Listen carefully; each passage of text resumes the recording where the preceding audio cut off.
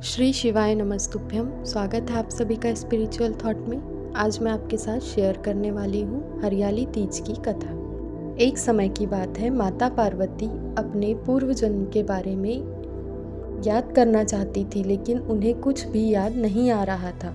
ऐसे में भोलेनाथ पार्वती माँ से कहते हैं कि हे पार्वती, तुमने मुझे पाने के लिए 107 बार जन्म लिया, लेकिन तुम मुझे नहीं पा सकी। लेकिन 108वें जन्म में तुमने पर्वतराज हिमालय के यहाँ जन्म लिया और मुझे वर रूप में प्राप्त करने के लिए घोर तपस्या की। भगवान शिव कहते हैं कि हे पार्वती, तुमने अन्न जल सब त्याग दिया, पत्ते खाए और सर्दी में, गर्मी में, बरसात में भी घोर तप में लीन रही। तुम्हारे कष्टों को देखकर तुम्हारे पिताजी बहुत दुखी थे।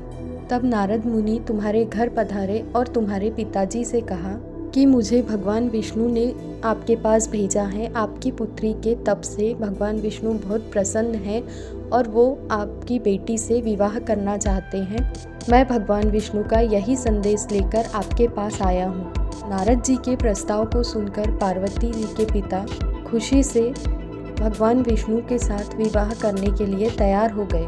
नारद मुनि ने भी भगवान विष्णु को यह संदेश सुना दिया, लेकिन जब यह बात माता पार्वती को पता चली तो वो बहुत दुखी हुई। पार्वती ने अपने मन की बात अपनी सखी को सुनाई तो उसकी सखी ने उन्हें घने जंगल में छुपा दिया। जब पार्वती के गायब होने की खबर पर्वतराज हिमालय को पता चली तो उन्होंने पार्वती को ढूंढने के लिए आकाश पाताल एक कर दिया, लेकिन पार्वती कहीं नहीं मिली, क्योंकि पार्वती तो जंगल में छिपी हुई थी और वहाँ एक गुफा के अंदर रेत का शिवलिंग बनाकर शिव जी की पूजा कर रही थी। शिव जी ने कहा, हे पार्वती, इस प्रकार तुम्हारी पूजा से मैं प्रसन्न हुआ और तुम्हारी मनोकामना मैंने पूरी की। जब हिमालय राज गुफा में पहुँचे तो तुमने अपने पिता को बताया कि तुमने मेरी पूजा की, मेरे से विवाह के लिए तप किया और मैंने तुम्हारी मनोकामना पूरी की है और मैंने तुम्हारा वरण कर लिया है।